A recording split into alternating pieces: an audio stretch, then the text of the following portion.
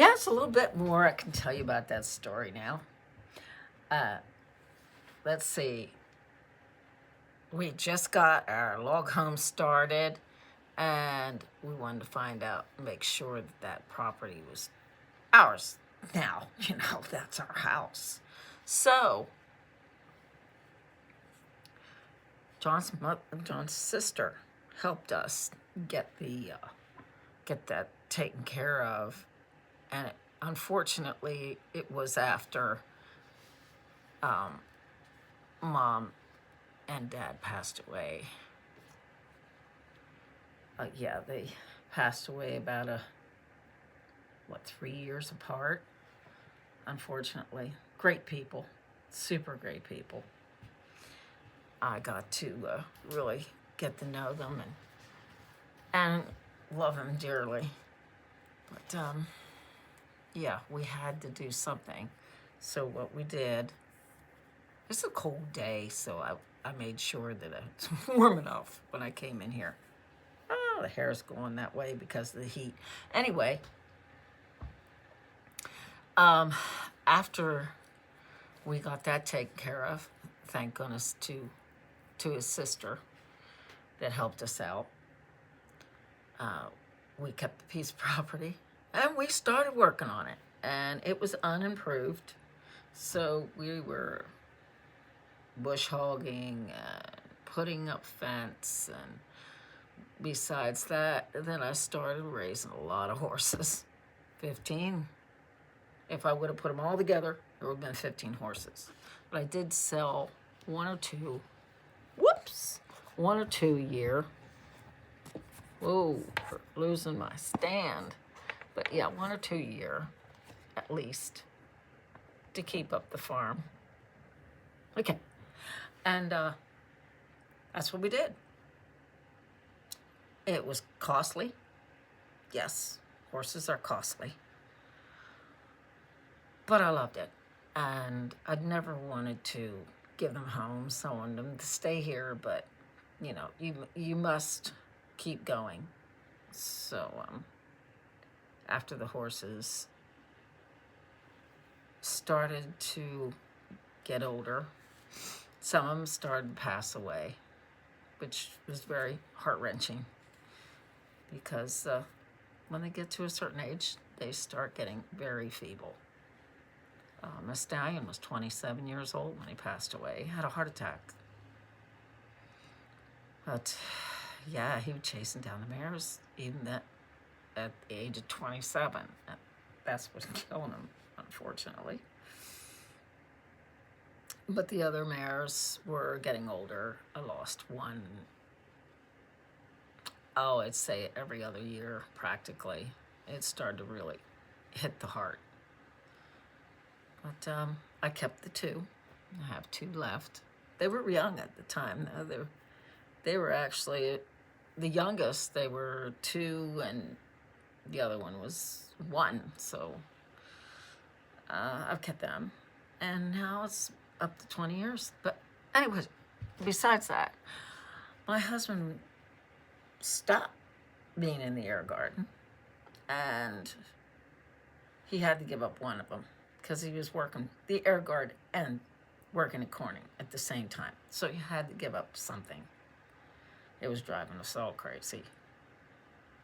So therefore, he started working for Corning. And he worked for Corning until they closed the place. He worked 12, 8-hour, whatever hours they needed him, he was there. And he worked in the kilns, so he was there until the doors closed, which was a very unhappy situation. The whole town around here and other cities around us here were quite dependent. Excuse me, my nose is running. Dependent on Corning. They went to China, and the other part went to France. Anyway, that happened. Then I started to have to pick up and work full time because someone's got to do it. So my husband was at home with my daughter was becoming a teenager, and somebody had to be there while I was working full time. He was here, keeping an eye on her. So it got really busy here. I mean, we were getting up early in the morning and making sure she go to school and I went to work, and he'd keep an eye on the farm. So then we had only about 4 or 5 horses at that time, which had really helped the situation, believe me, because 15 is just too many for anyone. I just called them all my babies. But anyway, I started working the plants. I worked at the Air Guard. I mean, not the Air Guard, but not the Air Guard. I worked at the